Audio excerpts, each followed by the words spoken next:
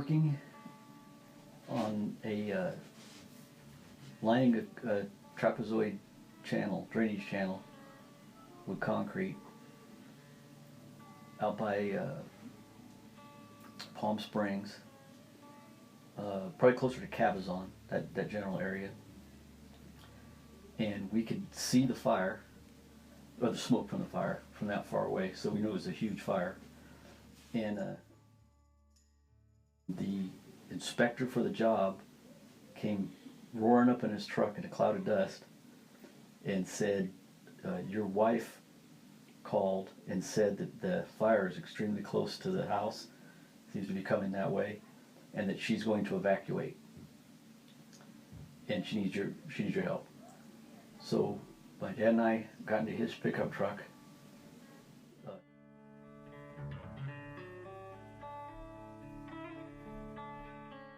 then we got up to the house.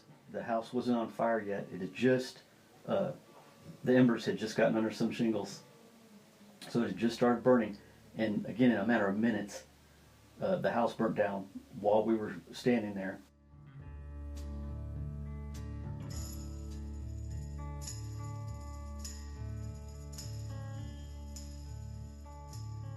So I went down the street a ways, and one of the neighborhood men his house was not on fire yet, but the house above him, the roof was starting to burn.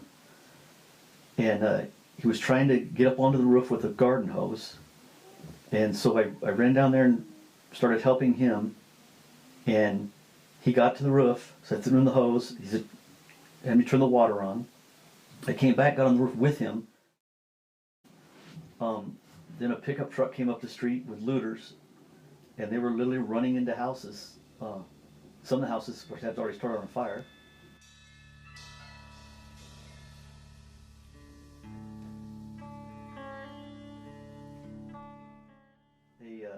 A man with a gun ran up, who was totally the 100-yard stare and then some. He just, you could tell he had checked out, and he doesn't notice the looters, which, again, keep in mind that the wind, you can see, then you can't. You can see, then you can't. And sometimes it may be maybe 30 seconds something you can't see. It may be a whole minute that you can.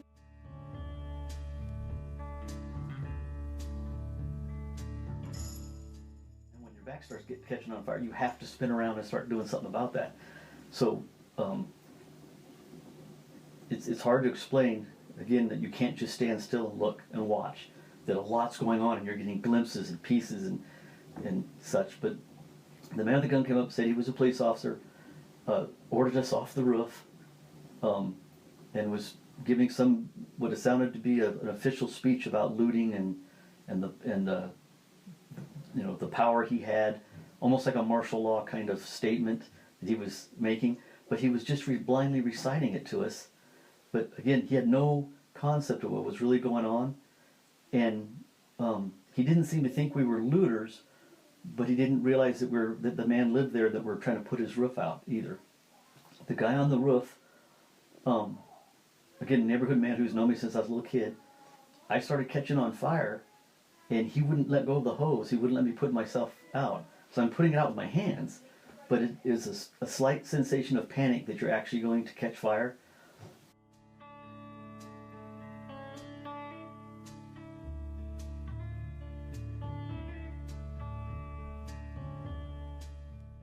Police came rolling up and saw me and stopped and got out, guns in hand, guns drawn type of thing, and wanted to know who I was and everything. Showed them my driver's license and told them this is my parents' house, and etc. And they said that there were snipers up on top of the hill behind us. I don't know if that was true or to and I'm 20 years old, so that may have been to get to scare me into not doing something, I don't know. But to tell somebody that they're snipers and that you could be killed, so they said, stay right where you are. And I asked, can I go with you? And they're telling me how dangerous this is, right? Can I go with you? They said, no, stay where you are.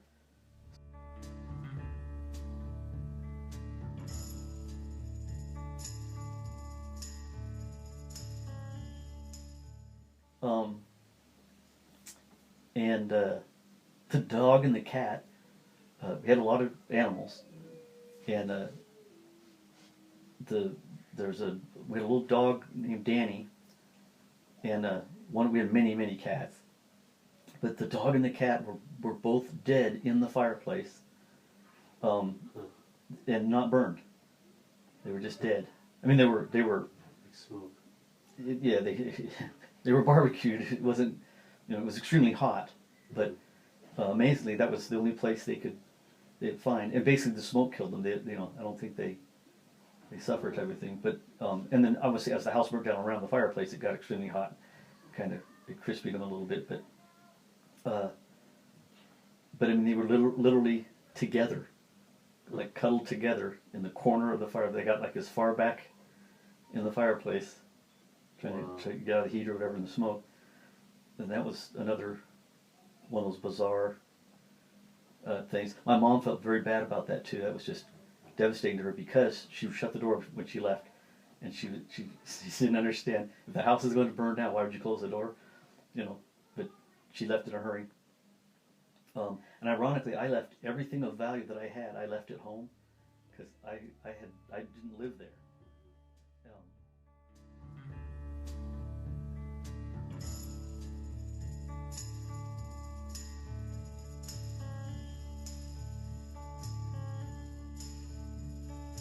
This is the end